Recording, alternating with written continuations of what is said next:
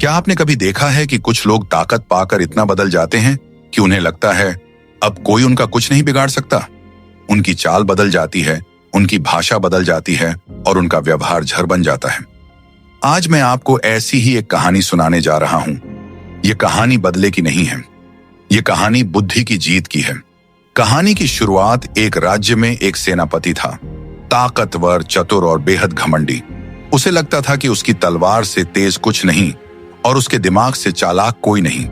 लेकिन उसी राज्य में एक शांत स्वभाव का मंत्री भी था। ना ज्यादा बोलता था, ना दिखावा करता था, बस सब कुछ देखता और समझता था। लोग उसे कमजोर समझते थे। पहला नियम, समझना टकराना नहीं। मंत्री जानता था कि सीधे टकराने का मतलब आत्मविनाश है। उसने सेनापति से बहस नहीं की, उसकी बातों का विरोध नहीं किया, बल्कि उसके व्यवहार को ध्यान से पढ़ा। उसे समझ आ गया, सेनापति की असली कमजोरी उसकी तलवार नहीं, उसका घमंड था। दूसरा नियम, समय को हथियार बनाओ। मंत्री ने कोई चाल तुरंत नहीं चली, उसने इंतजार किया। घमंडी व्यक्ति खुद को अजेय समझकर गलत फैसले करता है, और वही हुआ। सेनापति ने बिना सलाह के युद्ध छेड़ दिया।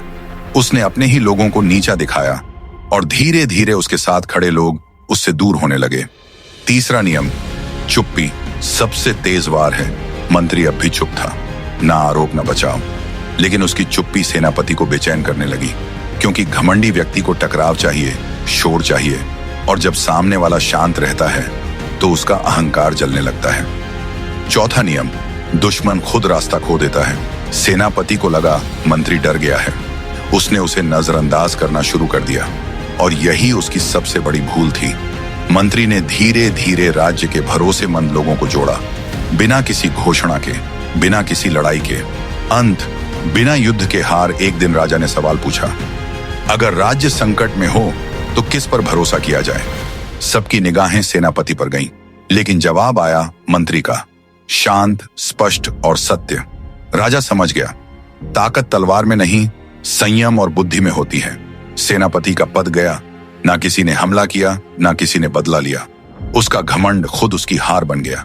कहानी का सार, हर लड़ाई लड़ना जरूरी नहीं, हर दुश्मन को जवाब देना जरूरी नहीं, और हर जीत शोर मचाकर नहीं होती। जो शांत रहता है वही सबसे ज्यादा देख पाता है, और जो खुद पर नियंत्रण पाले उसे कोई हरा नहीं सकता।